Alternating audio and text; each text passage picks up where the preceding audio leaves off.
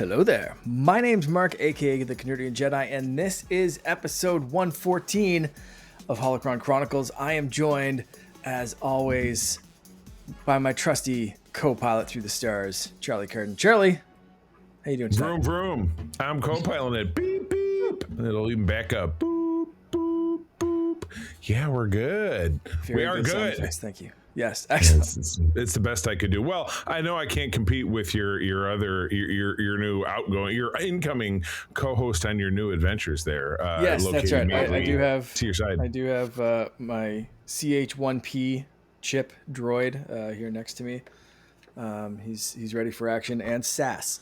But we also, because Chip's not super talkative, so we also have some backup, which is returning and ongoing. I'm not even going to say guest. I'm going to say host, Peter Stein. How you doing, Peter? Doing all right. Good. He is rocking that somewhat widely brimmed hat. Widest I could find. I think it counts. I think that's fantastic. And that may give people a slight hint at what we're going to talk about this week. But before we get into that, we have some amazing people that we have to thank, and one more person that we have to give a Star Wars race and a job to. Yes, indeed. So, Charlie, let's party. Run through this list, yeah. As always, this will be music to the ears of anyone who listens to this program. We have this awesome group of people that support us over on our Secret Friends Unite Patreon, over at patreon.com/Secret Friends Unite, for 7 days for free, exclusive programs, early shows without ads, Discord benefits for as little as $2 a month after that 7 days, and half off of that, which is crazy for that first month. It's totally nuts. It's like you're losing money not doing it. I mean, and you're losing joy, which is the ultimate currency. Everyone knows that. My buddy Derek Trevelyan, the figure dude, is amongst our fans, as well as Francie, who does my wife's hair, Mr. Luke Lohr, the Xbox expansion pass, and my uncle Tim Horan down there in South Haven, Michigan. Also, John Sedorf, Brendan Myers, Corey and HD, Matthew Keel, my buddy Kurt Krug, who helps me out with all those great interviews, Tiny Lee, Chipotle Bear, Famous Seamus, Jay Newport 007, Cam the Movie Man, Brian Osterman, aka Darth Prozac, and our final new friend who is going to get his Star Wars race and job on this episode. That would be Mr. Freight Conductor. Don't call him FR8 because that's not his name, I was informed quite loudly. Yep. But yeah, he's the guy. And then, of course, the spectacular, nice family of the Twin Cities, Sean, Stella, and Henry, our biggest, wonderful supporters. We're grateful for all of you. But let's double back and talk about Freight Conductor. So, yeah, Mark, what are you feeling? We've done this. I think we've done this over on all the other shows. This might be the last time that he's getting his tee up. Yeah.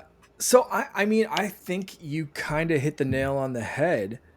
So Freight Conductor spells their name FR8, and I just think that screams droid. Yeah. I think we're going droid with this one. Maybe we just stick with everything's in the name, Freight FR8, and they're a conductor on some sort of high-speed train, maybe not unlike the ones that we saw in Solo or something like that. So I'm thinking just plain and simple. They gave us the name, they gave us the occupation right in there. So Chip, what are you thinking? You're liking that one? Oh, he's into it. Oh, fun. We're approved from the droid. He was barking. Is he programmed with a bark? Ruff. He just kind of says what he wants. He's got a bit of a Chopper-esque attitude, so a bit of a sass no filter. To him, but, it's be happy you didn't see subtitles, ladies. Yes, exactly. They bleeped out every word.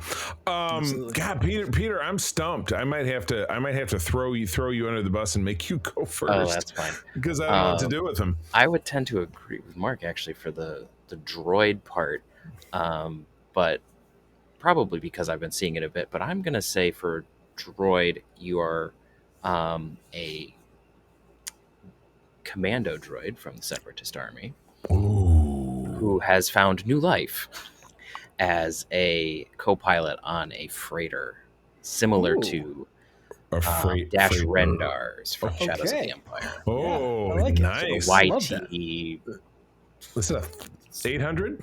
1800? Yeah. One of those. There was an Something like 8 in that. it. I think swear. it's an 1800. Yeah. Gotcha. Oh yeah, because Dash Rendar did have a droid. Which, yep. And that Yeah. ship makes an appearance in Rebels. Yes, it's canonized. I love it. Mm-hmm. Well, there's no doubt we're going to do a clean sweep here with the droid bit because it's a natural. But as opposed to that, I mean, I might have to give him a less fun job. He might have to be that droid that's in Jabba's kitchen with all the cleavers. That's flipping around. That's still a fun job. He's flipping around. He's chopping up vegetables, and he's just minding his own business, doing his thing. And then one day, there's Fennec Shan shows up and blows him to hell. So that droid didn't have a name. Now the droid's name is Freight Conductor. Got it. All right. Boom. Nailed There it. we go. All right. Satisfied. And brings back another favorite segment from this show is the hilarious ways you die in Star Wars. So you went above and beyond. Why? Yeah, with I didn't. with that right. one. So well, congrats. I made him canon, and I don't know that any other character has been able to be canonized. So I'm actually kind of excited about that. Good deal for me. Worked him in, to canon, to an existing storyline. I love it. That's fantastic. Freight Conductor, let us know what you think. Hit us up in Discord, please. We'd like to know. And we may like.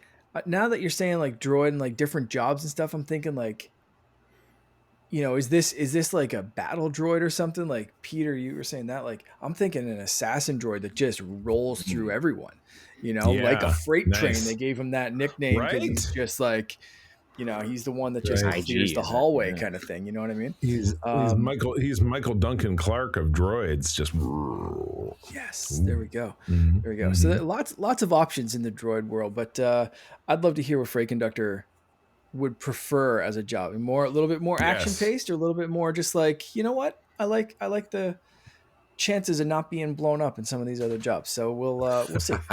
Nice. So, like we said at the start of the show, Peter, Charlie, you guys are taking the show. We explained this already last week, but for anyone that didn't listen, that missed it, that needs a refresher, this is my last episode of Holocron Chronicles as in this current format. We already talked about getting me back to talk about some Star Wars video games, so that might happen at some point. We'll see. I'm not going far. I'm still going to be around. But I just wanted to thank everyone that listened, supported the show, joined us as guests.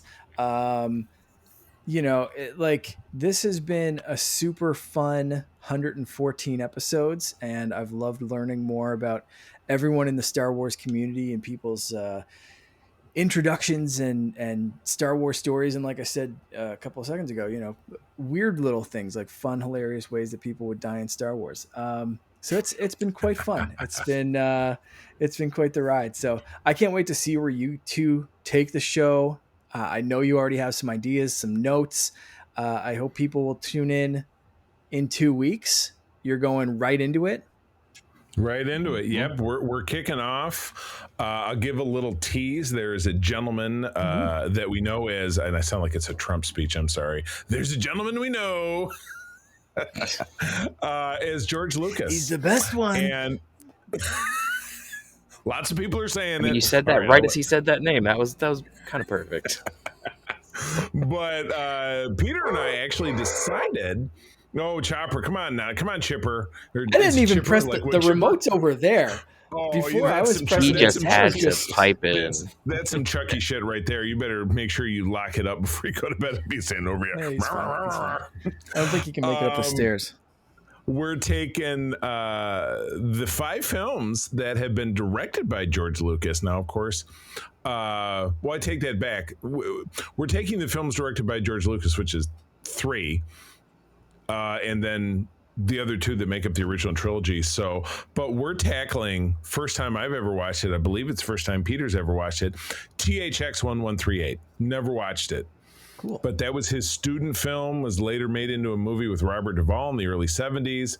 And then the next episode, we're moving into talking about another movie Peter hasn't seen, but one that I like very much, George Lucas's passion project, the ode to his youth, American Graffiti. Will be our second episode, and then we're gonna take on the original trilogy. It's been so long. We're gonna bring in some different guests, get some different perspectives, and then we're gonna move into to talking about some different content and some different things. And just like this, always bringing back some news. We're gonna be seeking out new guests and some other guests that we've worked with on the network before, and just trying to keep it interesting and keep the Star Wars spirit alive until we get to the next show, which is we have the Visions coming up. We have the Lego special coming up. Right. And but yeah, we're gonna dig into video games. Got talked about, comics got talked about. Mark, you and I did one with, I think, the first arc of Marvel's Vader from back in 2017. We're gonna dig into some more of those, some deep dives into arcs and stuff like that. So just some of the stuff that we've talked about and done here and there. We're gonna turn around and just immerse ourselves in the deeper core.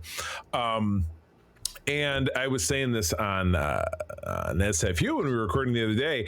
Two guys who love Star Trek and love Star Wars doing a show each about in a similar format, exploring that passion, I think should put all the naysayers to rest, that people who have this ridiculous argument that I only like one or the other, or I'm more of a Star Wars guy, I'm more of a Star Trek person, love them for their differences. And that's what we hope to illustrate. So yes, I hope people listening will continue to tune in, and people in our Discord communities and other people online hearing what we talk about. So yeah, that's what's up. Fantastic. You mentioned some news, so let's dive into some news. Yes. First off, this is a bit of I want to toot my own horn here, because I think I was surprised when I saw this, and I know I've mentioned it on the show a few times, and I've recommended it to people that I know, but Superman, David Cornsweet, is recommending that people watch Star Wars in the same order that I have been pitching for years, which is you watch basically a New Hope first, okay, and then Empire. So you keep that original. You keep the first movie is the first movie release. That is Star Wars. Empire, you get that big reveal. Right. Spoilers for anyone listening to a Star Wars podcast for a 40-something-year-old movie. You get the big "I am your father" reveal. And then you watch the prequels as kind of a flashback, tell the story of, what do you mean it's his father? How did this guy get to this point? Boom. Here's how he got to that point. And then you finish how did this happen? Right. With that final closing arc. And you can pepper other things in there, like Rogue One and that kind of stuff. But as far as like the core original trilogy, sequels, and then if you want to get to the sequels, obviously watch those in order afterwards. But yeah, I've been saying that for years. I've recommended several people watch it that way, and it's really cool to see Superman, who is apparently a massive Star Wars fan, and his dream role is to be a Jedi. I thought I had read his. Yeah, I thought his dream role was to be sitting in Peter's chair. Yes, there you go. Which is awesome, because that's my dream as well. I've seen him say both. Okay. Well, I mean, Luke Skywalker was both. So, yeah, maybe he just wants to be a not such a fair-haired Luke Skywalker. I am absolutely an advocate of the machete order, which is basically what this described. Though I do believe he says in here, omitting the Phantom Menace. So the interview, I read that. Yeah. The interview that I saw him speaking on this, he didn't omit the Phantom Menace. So I'm sure in the press junk we're asking about things, and he's giving some different different things. I don't know, but then so the quote that I have here is, if you're going to introduce new people to them, meaning Star Wars, you should watch 4, 5, 1, 2, 3, 6. You preserve the Yes. twist of, spoiler alert, Darth Vader is his father. Then you watch 1 through 3 as a flashback, essentially. Then 6 it's not as strong as 4 and 5 as a film, but it's a great Hmm. the whole thing. It brings it all together. Wrap it up. Wrap If it you up. do, 1 through 3, and it feels more like a saga. So that's the direct quote that I saw in the interview. That, but then Yeah. it did say something about the machete order in this article from Slash Film. So yeah, Right. Yeah, yeah, the Yeah. order's been around for a while. Yeah, and so obviously the machete order. If a listener is not familiar with the concept, we've been describing it. But think about an alien or a scroll or someone not of this earth, somebody who lives under a rock. Encino Man. Think about the movie Encino Man from the '90s. It's Brendan Fraser. He's a caveman. You're gonna sit him down in front of a TV and said, "I want you to watch Star Wars." But for the fact that you're a caveman and maybe don't understand the plot. This is the version that Steve Rogers should have used. Yes, excellent. But there you go. That's the very best way to. Yeah, exactly. So you sit it down and watch it as comprehensive, 6-part story. That you go, oh, there's this galaxy in turmoil. There's these rebels fighting fascism. They have a big victory at the end of the first one. The second one starts. They're getting their ass kicked and they're running around. The kid's trying to figure out how to be a wizard and yada, yada, yada. And at the end of it, the big bad guy says he's the kid's father. And then you jump into figuring out where it all went wrong in the past. And then swing it back and the story ends. So I did find the X-wing Jedi thing. So that is from a Vanity Fair lie detector interview between David and Nicholas Holt. So Nicholas Holt asked him if he would rather return as the Man of Steel in another Superman sequel or play a Jedi Knight in a Star Wars project. And David Cornsweet replied with confidence, without hesitation, Jedi Knight in Star Wars. Although he had previously clarified his dream role would be an X-wing pilot. So, boy, talk about a Sophie's choice. He was just in. Yeah. Yeah. That's a tough one. I wouldn't. Well, has everybody here seen Superman? I hope. Did everybody go see it over the weekend? Not yet. Oh, okay. Well, not another word, but I will tell you, spectacular performance. And our spoiler cast for SFU came out, by the time you're listening to this. So if you've seen the movie, check us out. If not, we do split it up between spoiler and non-spoiler. But still, go see the movie, please. This is a wonderful film. Do either of you have a preferred order to watch the movies? You release order? You just kind of watch them randomly through? Like, if you feel like I need the saga, like how do you dive into it? Peter, what do you usually do? If I get the desire to go watch all of the Star Wars, I usually I do in universe chronologically. So I start with 1, 2, 3. Sometimes I'll do Rogue One depending on how spicy I'm feeling that week, and then I'll go 4, 5, 6. Yeah, you drop Solo in there at all, or you just I don't have a copy of Solo, so when I pick that up at some point, maybe I'll throw it in there. But yeah. All right, that's fair. I've been thinking about doing a big chronological thing with all of the live action stuff, including shows. So start back at Acolyte and go all the way through right up to like Mandalorian, then the sequels. And I may tackle that if that's a longer project, but it's not as long as if you decided to say, hey, I'm going to put in absolutely everything in like it's 7 seasons of Clone Wars and 3. But keep bringing the Ewok films. Yeah, you're. Oh, that's and right. I'm really looking for content. Yeah. They exist. They dug them back up. Wait, I've got it. It's looking for Nub in all the wrong places. Oh gosh. Wonderful. I won. Thank you. I'll take my trophy now. Charlie, what's your viewing order of choice? I mean, I'm very much a randomizer. Because in a lot of ways, the films can kind of stand on their own in some places because it's not, you don't have if I'm thinking about the Machete Order, you know, in those 6 films, a lot of them can kind of stand ish on their own. It's not like, you know, at the end of the Force Awakens where it's the big moment and you're like, oh my God, what's going to happen next? I can't sleep, you know. But I would, if I was going to watch all 6 films, I would stick with this Machete Order, because it does give you the perspective of, this is the story we know so far. This is what shaped that story that we know so far in these 3 films. And then this is how the whole thing comes to an end. The Skywalker saga at that time. So you said you do Machete, so you skip 1? Or do you do is that what's officially order? Is that what officially is being said as skipping 1? Is that what Machete Order is? No 1? Machete usually cuts out most of 1, and I think parts of 2, depending on which. I think there's probably different. There's Machete a couple orders, different versions. I mean, that seems, I think like the most extreme cuts out like the trade stuff and just kind of basically skips to like the big battles. I mean, I'm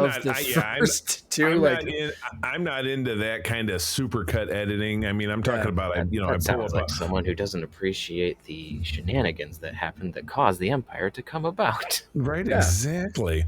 No, I mean, I would not take it to that level where I need to have, you know, I got to pause it and skip forward or edit this, like, do so. But the Machete. So I wouldn't be cutting anything out. But if I did, I could kind of see how, if you did have to drop episode 1, because so many of the key plot points of what happened in episode 1 get revisited by, you know, Anakin saying, I'm so in love with her and I've always thought about her. And then I love my mom, but I left her behind and now she's dead. And, you know, Palpatine. A lot of the necessary points are revisited in 2. Yeah, they kind of, you know, so there's nothing from episode 1 that just you can't get through the rest of it without. So if absolutely need be, I could see that getting cut out. Right. I tend to jump around, and it depends completely on how I feel. Like, this is kind of my preferred order to do things in, and the one I recommend if like there's new people. I've never seen Star Wars, how should I watch them?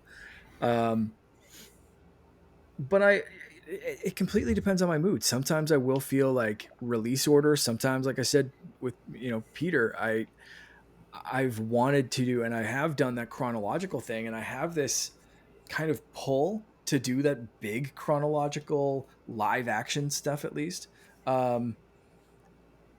Just because I like having that broad sense of a timeline, because things in Star Wars get released in such a crazy way, especially over the last 3 years. Like, you have things like Bad Batch and Mandalorian and, you know, like sequel films, and it's just like, when the hell is this taking place? When did Mando exist again? Oh, right. Yeah, Luke is there, but Ahsoka's there. Oh, right. She's still alive at this point, but is she alive later? I don't know. So it's like, it can really mess with your brain, I think. And I think we can keep track of it because we're kind of into it and we talk about it all the time.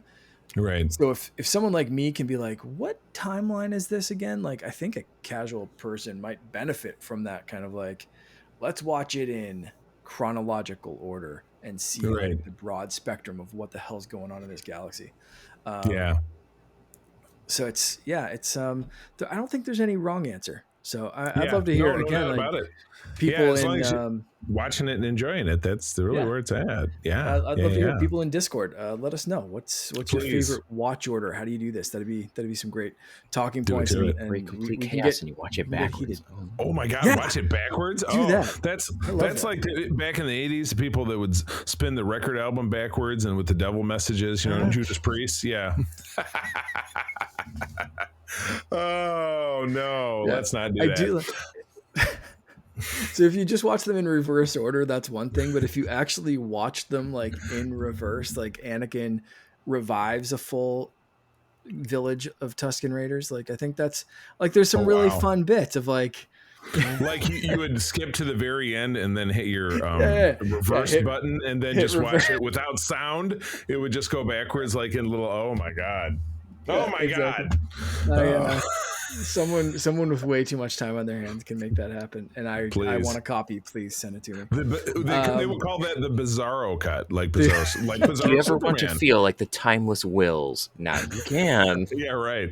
It doesn't exist. It's all pantomime. You got to learn how to read lips Yeah. really quickly because it's going backwards quickly. Yeah. So the next bit of news that I wanted to touch on is Andor has received 14 Primetime Emmy nominations. Woo! That is, I think, a very good number of nominations. They've included Gotta be a franchise record. the complete list includes Outstanding Drama Series, Outstanding Guest Actor for Forrest Whitaker, Outstanding Directing, Who Are You, directed by Janice Metz, Outstanding Writing, Welcome to the Rebellion, Dan Gilroy, Outstanding Character Voiceover Performance for Alan Tudyk, Outstanding Production Design, Outstanding Cinematography, specifically for the Harvest episode, Outstanding Fantasy Sci-Fi Costumes for Harvest again, which is an interesting. Do they have to pick an episode? I guess maybe for these I mean, they nominations, like you must. can't Yeah. nominate the series as a whole. It looks like the Those first just and kind of, last one are Yeah. just the series as a whole. So I Right. yeah, Right. Yeah. very strange distinctions. But I guess if they have to Yeah. pick one, pick Harvest and go with it. Maybe outstanding picture editing, outstanding musical composition, outstanding original music and lyrics. Again, Who Are You? We Are the Gore. The last three of those were from Who Are You, as well as these next two: outstanding sound editing and sound mixing, all for Who Are You? The We Are the Gore Planetary Anthem theme episode, and then outstanding visual effects. Yeah, 14. Can you think of a single other Star Wars program that's gotten an Emmy nod? That'd be a number for Google. Yeah, the Acolyte received one for outstanding sound editing for a half hour for episode 5. Okay. Night, which I mean, and again, I don't want to put down sound editing or sound mixing, but that's very technical. dude, no, the sound in that episode was so. That's the one where Chimera revealed himself, and that was the lightsaber Okay. fight. The sound editing in that episode specifically definitely Yeah. deserved a nod because Sure. the different hums of different lightsabers, the Yeah. cortosis effect, like there were so many things, the trees, the there was a lot lightsabers of cutting through the trees, the depth popping, and crackling, and ambience thump. and stuff going on Yeah. too. Yeah, Right. 100% deserved it. More to my point, I guess I was really thinking of the acting, the writing, the outstanding overall series, and the special visual effects, which again is technical. I find this to be more so because I agree with all of this, and if it was a clean sweep, which would never will be, nothing ever really will be, right? So, but to think of it as recognizing performances by people, writers, directors, actors. I don't think there's another Star Wars show that's gotten anything like this. Not even a 10%, not even a 1 out of 5 of this. This is just, it's so recognized, and it would be so brutal if they didn't get outstanding drama series. You know what I mean? They have to get something. It worries me because it's it's a sci-fi show, it's a space show, so blah blah. It's the same reason that Peter will appreciate this at 2828 exactly, Star Trek reference. How those always tended to get overlooked, and they might win a nod, and they might actually win an award, but it'd be for something technical, or it'd be for a lower bracket like the Saturn Awards or something like that. Not not the Emmys, not one of the big EGOT categories. So. So should we play this game of what do they have the most chance of getting? What do they have the least chance of getting? What do we think? As someone that doesn't follow award shows, and specifically for those kind of reasons that you just listed, I mean, I can throw out some stuff. I don't know, like Peter, do you follow award shows? Do you want to jump on this more than I don't really me? know much of anything. The last time I really paid attention was when The Lord of the Rings won most of the Oscars. That's I'm probably about the same boat. So Peter and I, my insight is, pretty low. I'd love to see it win outstanding drama series, but I also don't know what it's up against. Right. So this You'd is have to the check it. drama series that I think I've enjoyed the most, but like Hmm. I don't watch a lot of drama. Right. Yeah, it's tough to Yeah, guess. that's the issue. Is it really depends on what something's up against, because a lot of times, to be a little cynical, if you have something that's a little bit more artsy or avant-garde, that's just going to Yeah. win straight up because all Yeah, the critics are like, "Oh, I'm sophisticated," and it doesn't yeah, really matter if it's good or not. It just means Yeah. that they feel Yeah. better about themselves. 100%. Oh, right. So Like yeah, I completely agree. It's Right. all depending on It's that. a Um, too snootage I to look I think it it has doesn't looking look those them all the down. time, but that just seems to be how it works. Yeah. I can't disagree. yeah, I think it has a pretty good shot of winning something. Like original music, Hmm. lyrics, that kind of thing, like Yeah, I something think it's something good. like that. We Um, are the car. The so galaxy is I do watching. have so other best drama nominees: Last Oh, of okay. Us, Paradise, The Pit, Paradise. Severance. Paradise was See, great. Severance, Slow Horses, White Lotus, and The Diplomat. Um, so it's up against some The pretty well Diplomat Right. was received pretty shows. solid. Um, Um, I but I wouldn't, think not the Last of Us this season. That's for sure. no, yeah. So I think that Well, one's the that one's second game out. wasn't received particularly well either. All So No, right. yeah, Paradise was terrific. If you've not seen it, The Pit. I know April watched The Pit. Severance is people go crazy for it, but I didn't. It didn't really grab me. it So took I me a couple of tries to watch through Severance. Yeah, it yeah didn't catch me on the okay first run, and my brother kept raving about it. So I'm with you yeah. there. Um, but again, it's that like level of like, oh well, this has to win because it's more It's grounded, or this the, has s- to the win because snootiness it's level, this. and it's funny Yeah. because Severance is essentially in its own way its own kind of science fiction. It's science fiction Oh thriller. yeah, I mean, absolutely is. yeah. Yeah. So, oh, It'd be interesting I to would, see. yeah, I would just really like to see, to see the show get its propers because, as we've talked about, the three of us and other of us on the show, it's to me absolutely peak Star Wars. I think that on television, I don't think that there's been a higher accomplishment than Andor, particularly the second season. So that's my hopes for them. We So will see. they'll We get will see. they'll get something. There's no way that they can with I think so. 14 noms. Yeah, Sci-fi um, costumes, maybe the costumes in that yeah. show were phenomenal. This Um, does say, and it's funny. I answer my own questions if I would actually read down to the bottom. Despite this, it does say Andor remains the prestigious, but it did not match 24 noms for the second season of Mandalorian season 2, which I enjoyed, wow. but it's nowhere near as good as Andor season 2. I'm sorry, even with that final segment, which was with Luke and stuff, I and will argue it depends on what you're in the mood for. If I want something that's just like fun entertainment, mhm, Mandalorian's gonna win every time. Like if I just want something that I can kind of like sit down and enjoy, yeah, like a popcorn summer movie kind of way. right, right, Um, if I want something that I need to think about, it's going to be Andor every day. But right, I think two vastly different things. It's like saying, yeah, um, it, the Hurt Locker is better than a comedy. Well, if you're in the mood for a good comedy, like watch something right, that's funny, But right, if you need that intense drama, but it's a whole different ballgame. Um, right, right. so it's yeah, apples and oranges. I think in that mhm. case, but crazy that it got that many nominations. I know. Holy It's great. It's great. I don't know. I'm wild, psyched for it. Good deal. wild. Absolutely. All right. Talk about another show that we haven't talked about that came out 7,000 years ago. Uh, Exactly. 7,000 years ago. A long time ago on a Right. television set far, far yes, away. exactly. We got kind of interrupted, I'll say, by Andor being fantastic and wanting to talk about that and not take a break to talk about this next show. But this one dropped when? This was the May. Was it May, not? wait, 5/4. Yes, on May the 4th. May 4th, Yeah. yeah. Yeah. Six Um, episodes dropped, which was a Saturday because it was also free comic book day. So I know yeah, we it slammed these was. down and then headed out to the shops. Yeah. Yeah. I just watched it. I watched the first, I want to say first episode in Fortnite. which was a really like weird experience. But they previewed the first episode like 3 days early or something like that Oh, in a special place in Fortnite where it was like you weren't like competing. It was just they kind of dropped you into like a Tatooine looking town, and there was a big screen with this first episode just constantly on loop.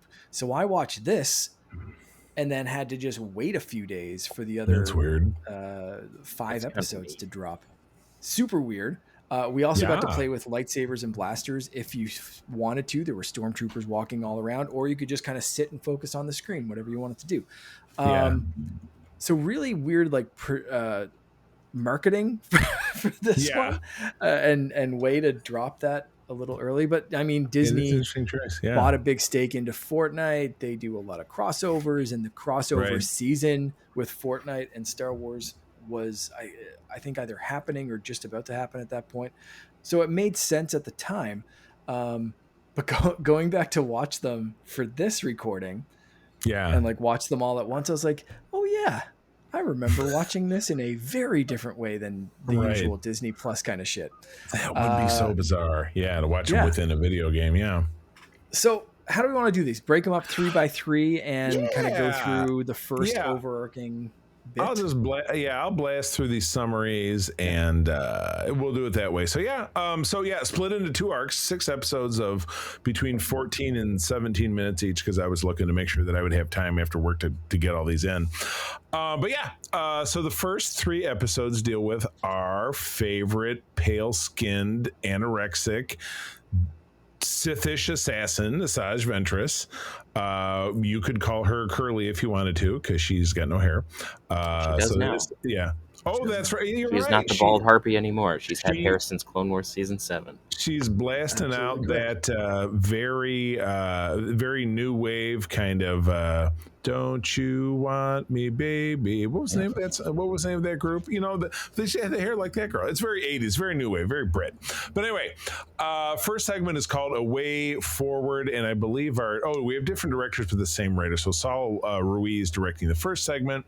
Story by the Hat himself, Mr. Dave Filoni, written by Matt, I want to say Meshwinowicz, but it's Mishkanovitz. Anyway, his name, I'm just going to call him Matt. After Asajj Ventress dies, which is probably pretty confusing to people who didn't see her die, her body is taken to Dathomir by Quinlan Voss and Obi-Wan Kenobi. Mother Talzin tells Ventress she can return to life due to her love for Quinlan, but the price is that she can't be with him. That's a toughie, but she wants to live, so she accepts it.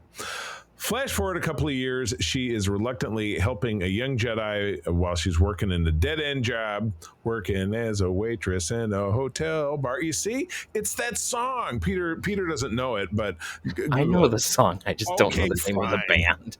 I'm just saying, is it level 42? Yeah, no, I think it might be level You could 42. say Don't. literally any band, and Peter and I would be like, It's "Yep, the 100%." Beatles. It's the Beatles, guys. Well, It's I know made. it's not that. It's the Beatles song you never heard. Limp She, Bizkit's first big hit. That's, oh my god. Don't You Want Me, Baby? She reluctantly helps a young Jedi who's searching for the path, tying us back to Obi-Wan Kenobi, a secret route that Quinlan has established for surviving Jedi. They escape after fighting and killing an Inquisitor. So that's the end of part 1. Skimming through, let's say, we don't have any breakout. They list some of the voice cast, but it's really nobody like, oh my god, it's that guy. Segment 2 is called Friends. Nair, nair, nair, nair, nair, nair, nair. I could do this all night. Stuart Lee doing the rendering again. Filoni and Matt doing the story and the teleplay. Ventress and the Padawan, his name is Lyko Strata. Boy, that's a Star Wars name. Meet up with the former bounty hunter's acquaintance, Lats Razzie, and her droid C-21 High Singer. I think High Slinger would be better. Whatever. In return for the information about the path, Razzie enlists. I love Razzie too. Razzie. Works with her hair too. Enlists Ventress and Lyko's help in stealing an Imperial shield unit array, so it's a MacGuffin quest, which is what I put in my notes. When the heist fails, Razzie and Heislinger attempt to collect the bounty on Lyko. Instead, Ventress stops them and forces Razzie to give them coordinates to the path. Part 3. One warrior to another. Nathan Villanueva handling the directing, same story credits as previously. Now we're on a desert planet. Ventress and Lyco encounter a former separatist and his granddaughter who have been fighting a tribe of raiders over a water source. When the raiders attack again, Lyco is able to communicate with them because Jedi stuff. He and Ventrance convince the man to stop fighting and share his water with the tribe. One of the tribesmen directs the pair to the path, but they decide not to go and instead continually traveling together. Aww. The end of part one. All right. Yeah, do we want to stop and talk about this, or just flip on into the next bit, talk about everything all at once? We'll just do it all because like my notes are kind of like the way you Yeah, set up your that works. questions. Yeah. It just kept rolling. Let's All go. right. Well, now we're into part two. So episode 4 is The Good Life. Oh, boy, look at this. The directors are bing, bing, bing, the same. The 1, 2, 3. That's weird. So same director and writing team as episode 1. A pair of young orphans, Colby, my favorite kind of cheese, not really, and Nero survive on the crime-ridden streets of Duro. By scavenging and stealing after a gangster named Laszlo Panaflex, never mind, gives them some money to spend on food. And the food is terrible. All they eat is like candy. I mean, no wonder they're Crunchies, they're all hyper. To spend on food, he offers them more to do a job for him. Yep, sounds like a great idea. Nero is reluctant, but Colby agrees for a higher price. The orphans cause a distraction outside a casino, allowing Laszlo and his gang to rob it. Colby escapes with the gang, but Nero is caught by the police. End of episode 1. That was definitely not a casino. Thank you, mister. Summarizer. That was just, kind of a crappy back room, like betting in the back of a bodega, basically. Yeah, it was definitely more mob level stuff. Yeah, exactly. Yeah, which robbing it also really seems like a bad idea, but but again, the guy got away, but he was all planning it and stuff. So yeah, good point. All right, next segment, a good turn again, matching credits. An adult Colby, now calling himself Cad Bane, no hat, returns to Duro. He does get a hat with his girlfriend Erin, spelled with an A, after Laszlo is killed and Cad takes his hat. By the marshal there. He runs Nero, who became a deputy marshal despite the fact going to juvie. He turned his life around to stay out of his way. Bane lures the marshal, who tells Nero to stay away. Nero goes anyway, and attacks accidentally distracts the marshal, allowing Bane to kill him. Whoops! Aaron is injured in the crossfire, wanting to save Bane's life. Aaron disarms him so Nero can arrest him. Ouch. Yep. Love is tough. Final segment, one good deed, same creative team as segment 3. Years have passed after Bane was arrested, and he is released from prison on a technicality and returns to Duro. In that time, Nero is now marshal, married Aaron, and had a son named Isaac, which seems a little fuzzy because I thought Isaac, they seem to lean on the fact that Isaac is Cad Bane's kid. Later in the description. Oh, sorry. Okay. Sorry. Nero ignores the warnings to leave town and instead insists that he can handle Bane. He confronts Bane and reveals Aaron died years earlier, kind of like Jyn Erso's mom. Bane kills Nero in front of Isaac, who Bane realizes is his biological child. What? Where did that come from? And then leaves to continue his life as a bounty hunter. Not even any sad music as he walks away. Michael Bell is a guest actor. If it's the guy who I'm thinking of, it's this dude right here. It's Duke from G.I. Joe. So that's interesting, if it's the same guy. But other than that, we have a lot of familiar voice actors who were in the Clone Wars and the Bad Batch. Yeah. All right, that's it. Mark, Perfect. Take us away. So for this as a whole in this anthology, let's start there and ask if there's a specific episode or which segment you liked better. Kat, Asajj, was there anything? What stood out to you the most? We'll start with Peter. I think the stories that stood out to me the most were Cad Bane's, because it was new information, I guess. because with Ventress, I mean, we basically see the last couple pages from Dark Disciple. That's what Yeah. that beginning shot is. So having read that, that was like, oh, that's kind of neat. We're gonna see that. I wasn't the biggest fan when she reappeared in the Bad Batch out of the blue, so this gave a Mm. little bit of an explanation on why that happened. Yeah. But it's still, I like it when characters have consequences. Yeah, yeah, you're right. And she didn't end up having any. Not So even at the end of this. no. Yeah. So I mean, it does mean that the character is available and you can still do stuff with her later. So that'll be interesting. But I think that Cad Bane's gave us a little bit more. It told us something new about a character that we didn't know much about. And it's one of those things that it doesn't necessarily add a ton, because your average Clint Eastwood tough guy doesn't necessarily need to have a backstory, right? Yeah. Because he's the stranger who comes in and just beats the shit out of everyone and leaves. Pew, pew, pew. So it's interesting that we have a backstory for him now, Yeah. but even then, it still kind of leans into the stranger thing because you don't know who the hell Laszlo is either, and he's very Right. clearly who Cad Bane is basing a lot of his stuff on. It was just like in Indiana Jones and the Last Crusade, and Yep. the dude at the beginning, Fedora, Yeah. who Yep. then gives into the hat, but he's wearing the same outfit. His shirt is slightly different, and that's it. Yeah, I mean, he looks a lot like, he looks almost exactly like Cad Bane, slight different in coloring. Although I did think that his face was sculpted a little bit more to look like Clint Eastwood, which I thought was kind of fun. Yeah. But that was the story that I thought was a little bit more interesting because there was a little bit more. It was something that we hadn't seen before. It was tied up together. It led somewhere that we knew what was going to happen, but it didn't. It wasn't like, hey, now they're going to go off on more adventures. It was, and now you know where this tough, badass bounty hunter came from, and he's going to go mess it up, and you're going to see it later in the Clone Wars. So it was an origin story, and I kind of liked when Tales of the Jedi did that, like with Count Dooku. I thought that as an when these shorts do like the origin stories, and when they do them right, I think that they really work really well, particularly with Count Dooku and Cad Bane here, because they give us glimpses into the characters. It's not just a continuation or like a little bit of a shovel digging deeper into something like with the Ahsoka stuff, but this is something like something that we haven't seen, gives a little bit more depth and context. So that's all that is to say. I like the second arc a little bit.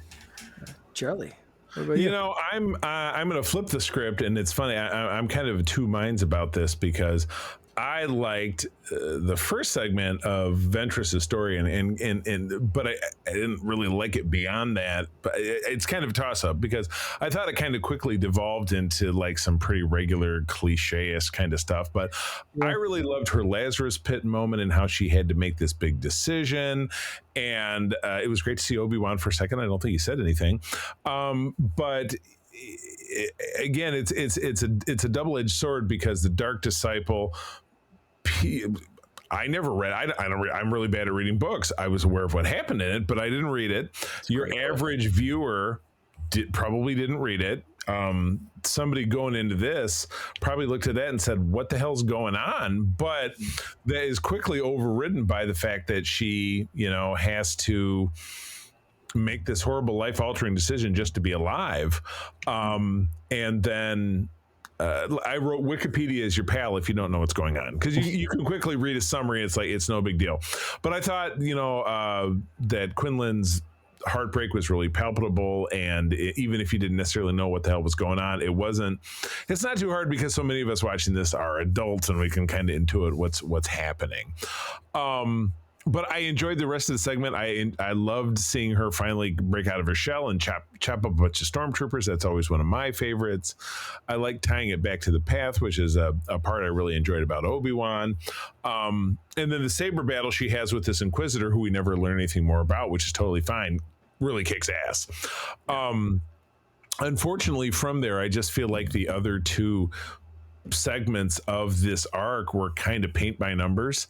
You know, the kid's got all his Jedi cliches, and he's like, well, fear is the path to the dark side. Or, oh, he said fear leads to anger. And I'm like, you knock it out for the greatest hits, kid. It's just, it's boring. He's a Padawan. He doesn't know any better. Yeah, I kind of exactly. thought that was cute. Yeah, He's just a dumb kid. I do like, and I didn't grab her name at first, but if we go back to the notes, the girl with the pigtails, I said she's like an assassin Pollyanna, or who's the girl with the big long with the red braids. I'm drawing a blank. There was a bad movie about it in the 90s. Oh my god, this is gonna kill me. Somebody, if you listen to this on Discord, help me out here. But it was just, yeah, and she turns out to just be another, scumbag. Well, you can't trust Ventress, but you sure can't trust me. And at the end, she sells him out. So yeah, but the MacGuffin hunt was very paint by numbers. It was very, we saw it like 50 times in The Mandalorian. I wrote the fishy walks and the hunt for water and the peacemaking thing. Okay, but in the end they kind of ride off into the sunset. But I wrote, well, this kid dies anyway, or they'd still be together, right? Or maybe she finally takes him to the, he doesn't want to go to the path, he wants to be with her, so he probably dies. So oh well, we don't need to get into that. yeah. I kind of agree with you, Charlie. I did find the Ahsoka stuff, or the Asajj stuff, spoke to me a little bit more. Specifically, I think because I just finished Dark Disciple. I'm the only one with my no reading. That, after reading that was a continuation with a story that I was very much involved in and enthralled by. And I thought still kind of like Peter said, it fills in those questions that we had at the end of Bad Batch. Like, what the hell? I thought she was dead. How did she come back? And now we know that. But I do like how it still leaves a little bit more of that mystery of like, what kind of magic is this? We know the Night Sisters can use magic. We know that they can bring people back from the dead, but we've seen that in the form of like zombies, undead before. So she seems to be fine. She doesn't seem to be a decaying corpse that's still reanimated, but like they say, you can't have what your heart desires. And if she sees Quinlan, she dies instantly. If she tries to get with him, she's dead. Like, the rules are a little fuzzy. Like if she goes to like they're in the same restaurant, does he not see her? Is she like she's eating a cheeseburger and like he looks over and like, why is that burger floating in the air? I mean, the rules are fuzzy. To still return to and still explore if they wanted to. But I could see them doing that in a book or even a comic or something like that. That's like a one shot or kind of more introverted, exploratory kind of like, here's how this shit works kind of book, which I would eat up in her.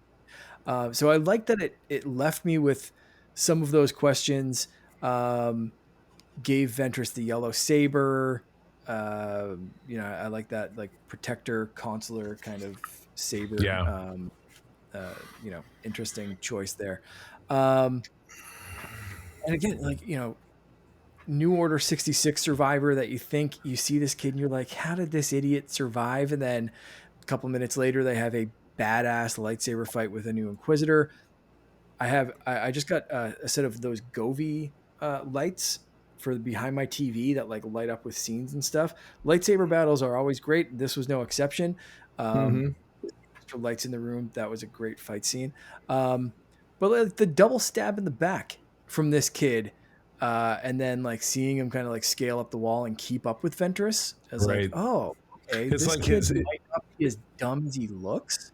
He had to get rolling to finally be like, well, I'm going now. Where before he was like, he couldn't even do a mind trick on the chick who was running the train station. I mean, she was very single-minded about money. So she was kind of reminded me a lot of you think of Rhea Perlman, who was the bartender in the Bad Batch. Yeah. So I thought from a character standpoint and like, different things like that, I do agree it kind of fell off a little bit, the episodes 2 and 3. I did like Peter, I don't know if you kind of appreciated this too, but like the introduction to the Bounty Hunter Guild looked like a trailer for a video game in the best kind of way. Like you had different unique, interesting looking characters using different skills, fighting against each other. It really kind of looked like a hero shooter style intro. Yeah. And I enjoyed the hell out of that. Um, and then it was kind of like, paint by numbers, fetch quest, Yeah. but we did get some cool shit Fetch like, quest. Right. the droid guy going into spider crawl mode, which should have probably tipped us off that they were going to be bad, and like the red Right. glowing eye. Yeah. There was Red glowy eyes and spider should have crawls picked are up like, one. But the God, super spin laser death of Yeah, the Doom IG-88 was Yeah. moment, that was pretty cool. it's always fun to see. So yeah, love it. Love it. Yeah, What was these that? characters were in Clone Wars a couple times, so it's kind of fun to see. Oh, were they really? Yeah. The Pollyanna Yeah, so I death? think the first time you see them was on that farming planet where Hondo's trying to take it over, and Obi-Wan and Anakin save it. It's the one that has the line of "This is no longer profitable." Like Oh, that there bit. you go. Okay, So okay. that's where they first show up, I think. Love that. Oh, gotcha. All right. Yeah, I'm not a huge fan of Cad Bane. So that also probably plays into my enjoyment of like but in a way that like I don't know if we need a backstory, kind of like what you said, Peter. Yeah. Like This was kind of the Book of Boba Fett all over again, which is ironic because he was in it, but it was like it was very compounded by it was explicitly painted by numbers. You got some kids. This was like the Star Wars version of Boys in the Hood / New Jack City, which are two movies from the early 90s that I would not be surprised if you guys didn't know that much about. But they were very big to me when I was a teenager. But, candy from strangers, knocking over a casino. I said, oh, normal parts of growing up. But, then we get into all the bits. Friends torn apart, big time jump, friends back together, making bad decisions, another betrayal, time for a shootout. Bane knocks up his girlfriend. He goes to jail. Girlfriend marries the friend. Da, da, da, da. So it's just, and then, oh my God, the big one was the most hackneyed line of anything that I hate the most is, you took everything from me. I can't, I don't even know who you are. It's the only way to answer that one. Yeah. But still, I'm like, they use that in the promo for this, and I'm like, oh, this. When I heard it in the promo, I was already like, no, please don't. And That's fair. Yeah, so I kind of agree with like what Peter said earlier with, like questioning that, like, is he better as a mysterious foe who just kind of comes in, messes some stuff like up? Boba Fett, right? And when I thought of that, yeah, it does kind of like, okay, cool. Like he's kind of an irredeemable piece of shit. You know what I mean? Like in Clone Wars and everything else that we've seen in Bad Batch, like he's kind of an ICE agent of Star Wars. Like he's stealing kids, he's doing stuff for like the evil empire. Like he's an asshole. And I've never really particularly liked the character. And then watching this one, I'm like, oh, cool. The irredeemable piece of shit is still an irredeemable piece of shit. All right, cool. At least I know how Asajj came back watching the first segment. So there were some very cool bits. And I think overall as 3 episodes, the Cad Bane one was better put together and more interesting. Consistent. There was a through line. Consistently interesting. Where I started up here, and then we dropped into this, and then we dropped into that. Yeah. And it was, and at the end of it, they were like, "We're riding into the sunset," and the kid's probably going to get killed. I will note, and it was maybe more at the end of Cad Bane, as they're doing the big pull out, Cad's walking away, you're pulling back to the rooftops, that you get music very reminiscent of the theme song to The Last of Us, which is a beautiful piece of music. So I enjoyed that very much. Yeah, I mean, a lot of Cad Bane's music is heavily Western influenced anyway. I think they wrote a theme for him for the Book of Boba Fett. Right. It's actually a really nice piece of music, if you haven't heard it. Heavy guitar, very reminiscent of the old spaghetti westerns. The Spanish guitar, So I think that's one of the things that I at least appreciated about this particular set of 3 episodes was it leaned heavily into the old Western stuff, and that's probably why all the tropes felt like, and we've done this before, because it was leaning into all of the old 90s and 70s cowboy movies. Yeah, the big shootout at the end where they're shooting and then it knocks the one guy off the roof and he's like, whoa, falling forward. It felt a lot like the old Western movies, which is Yeah. probably why I thought it was kind of fun, just because Yeah, it was clearly like, hey, Cad Bane's the cowboy bounty hunter, right? Now it's time to do more cowboy stuff. Hey, Filoni, we know that you like cowboys. We You're get it. wearing that hat. You're wearing that damn hat. Yeah, exactly. So, yeah, but yeah, so for sure. Absolutely. Yeah. It's yeah, they both had, I think, good points and bad points to the segment. Yeah. So I did want to ask this question. I know we're kind of like pushing up on that hour mark. Do you guys think that these anthology series, we've seen 3 of them so far. Right. So at this point, do you think that they have been adding enough to the characters that they decide to focus on to kind of justify their existence? Are they doing their purpose and adding to the tales, or are they just kind of like fun fluff pieces that they, when they come up, you'll watch them, you don't think Yeah. about it much afterwards? Like what are your thoughts now after 3, I'll say, seasons of tales? Yeah. Three Where, tales of tales. yeah, Um, is it landing for you guys? I mean, I would totally say, yeah, it's not appointment viewing, and it's not something that you need to watch to be like, no, I really need to have a deeper understanding of the mythos of Star Wars and blah blah blah. It does fill in some nice blanks. I think the Tales of the Jedi one, I won't say it's it was the first, and like the Count Dooku stuff was great. I liked the Tales of the Empire one the best, Mm. because of how it dug into, and I'm going to draw a blank on her name, the Elspeth. nice young lady. Who? Oh, not Elspeth. The Jedi gal. Yeah, God, I'm drawing who's a blank. Because Luminara's apprentice, yeah, Barasofi. yeah, and it's voiced by Patton Oswalt's wife, Meredith Salinger, who is a goddess. So I loved. Yeah, I enjoyed it for that reason. I think I really enjoyed that and enjoyed seeing her. That was a redemptive arc, that this was somebody who was truly bad, and followed it all the way through to that she redeemed herself and then died in the cause. I thought that was nice, but again, you're taking characters that are all Filoniverse characters, and it's not Han, Luke, and Leia, and Darth Vader and Chewbacca, so it's not Skywalker saga stuff. But in the same way, it's important to break out of that mold. Otherwise, you're always going to be stuck in it of like everything is Skywalker and yeah. You got to build the universe by fleshing out these characters. So it's more kind of inside baseball watching level kind of bit, I would say. But yeah, mildly redundant. There were definitely some mildly redundant bits in this, the Cad Bane stuff for me, and the paint my numbers bit from the Ahsoka, the Asajj starting strong and finishing weak. I feel like didn't necessarily earn its place, where this was maybe the weakest of the installments overall, in my opinion. I get that. Peter, where is it landing for you? Um, I think I don't know that all of these have added a ton, and I think for me, the Empire one was really really short. I think each episode was like 6 minutes at best. Yeah. So those ones particularly were weak for me, and also I didn't think that they just because it was Tales of the Empire, particularly with how they did Barriss Offee's story. It didn't feel like it was focusing as much on the Empire like it felt like it should. Like Right. Tales of the Empire doesn't feel like it needs a redemption arc. That's Yeah. the Jedi thing. Yeah. So like Elsbeth stuff was good but too short. Yeah.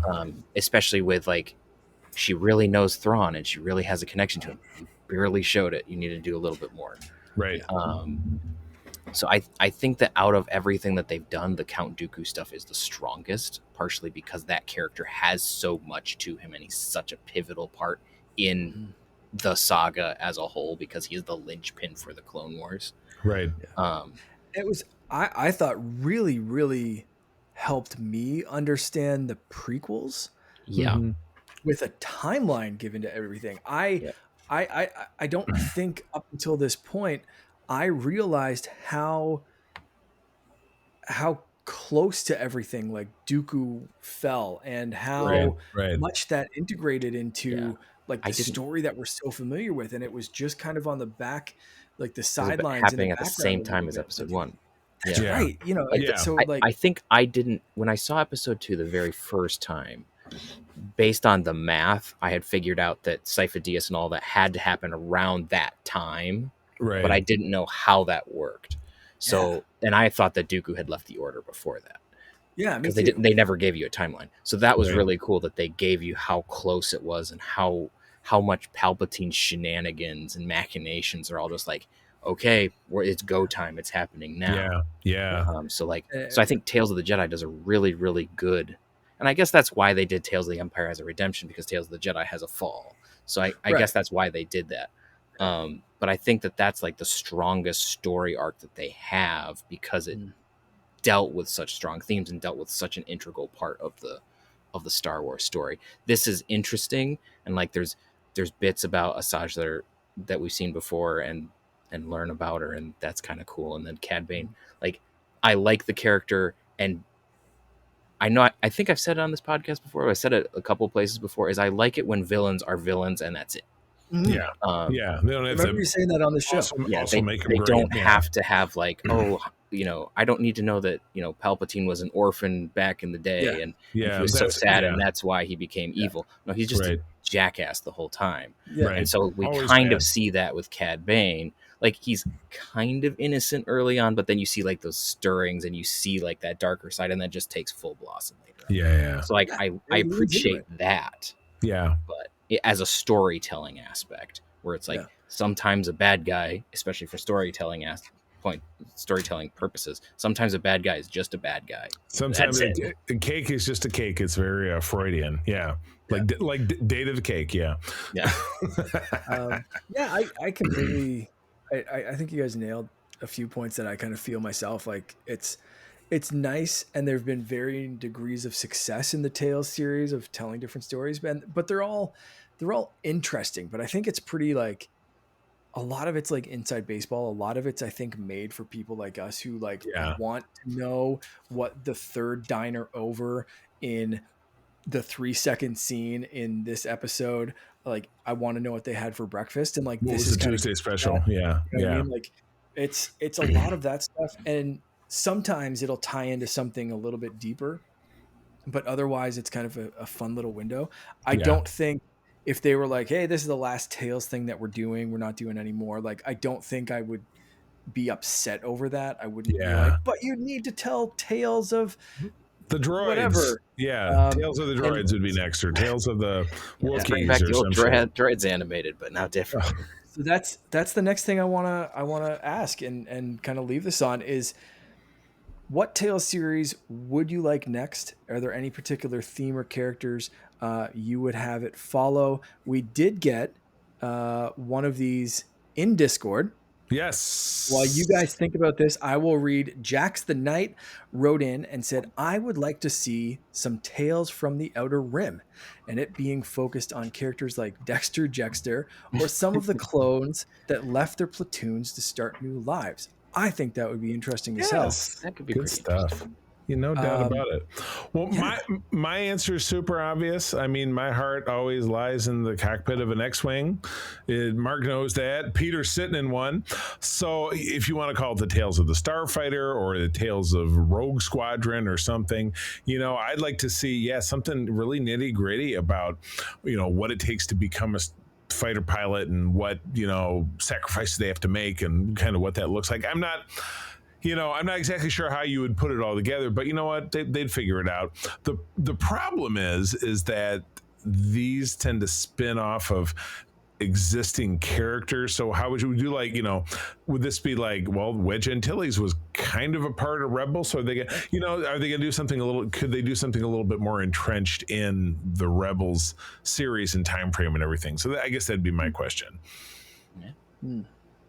It's kind of That'd be interesting. I mean, I don't know if they're beholden to one specific timeline. I mean, it seems so far to be Yeah, I prequel was Clone Wars era, but thinking like they're trying to sure spin they more could. on characters that you've seen elsewhere, not necessarily Yeah. for a lead character, somebody new. Like they had the Padawan kid, but Ventress was driving the boat, and Cad Bane was driving the boat in his thing. So it was about him. So yeah. So how could they take somebody like, are they going to take the Admiral guy who ran the ship in Rebels, Admiral Nakamura or whatever that dude's name was, and have him be the main guy, or have it something like that. So I don't know. Anyway, Adventures of Chopper. Adventures of Chopper. Yes. Yeah, Tales of the Droids. Yeah, exactly. Yes. Is that your answer, Peter? No. Or you have a real one? I have two thoughts on this. And it's anyone who knows what I like to read probably knows where I'm going with this. So I would do Tales of the Unknown Regions and do the Chiss. Oh, yes. I'm a huge fan of the Chiss. The Chiss. So we could see the backstory of Thrawn, which we have in book form, but yes, and comics too. Animated. So then you can see some of the Nihil and all the stuff, and the Grisk and everything that's going on over there. That would be kind of fun to see those in some sort of visual medium. So I think that would be fun, particularly with Thrawn or Erelani, or characters that we've seen in the books. And I mean, Thrawn is a known commodity for everyone. He's been around. So that would be kind of fun to do that. Another one that I would like to see also, I don't know what you would call it, Tales of the Rebellion, perhaps, and show not the political intrigue of Andor, but just some of the the mission-y stuff that the non Trinity of the originals are doing. Yeah. So, and I'm gonna bring him up again because I love this character, but you could bring back Kyle Katarn for this. And you could tell stories of the rebels doing daring do and all of this. You could almost make it Indiana Jones-ish if you really wanted to. Oh, Dr. Aphra. So there's a lot of things that could be done if you did Tales of the Rebellion. It doesn't have to be the same sort of intrigue and really complex stuff that Andor did. You can just do war stories that are war spy stories with Tales of the Rebellion. You could still use some existing characters too, as a thorough point. Like you could drop Melshi in there because we know he's done some missions that weren't with Andor necessarily. Yep. You see him leading that squad through the trees that we know ended up in Rogue One, but there's some stuff there that you could really grab onto and you could explain in the middle, why is Bail Organa actually a big deal when they kind of downplayed him big time in Andor season 2? Yeah. So why is Organa such a big deal in the Rebellion? You could have a big thing where he has to be a sneaky guy on Coruscant and not get caught and all of that. Right. That could be interesting. Yeah, I'd love that. That'd be amazing. Yeah. For me, I kind of wonder if they drop some hints at what they're going to do for the next one in each of these. So I'm very curious to see if they were dropping hints for the path, and we could see Tales of the Path or something like that, where it would be maybe a little bit more focused on Quinlan, a little bit more of.